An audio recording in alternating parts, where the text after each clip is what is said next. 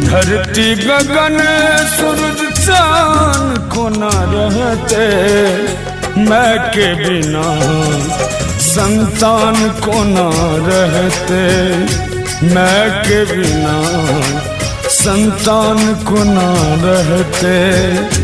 दूध पियल बेनाम को न रहते, दूध पियल बेनाम को न रहते, मैं के बिना संतान को न रहते, मैं के बिना संतान को न रहते।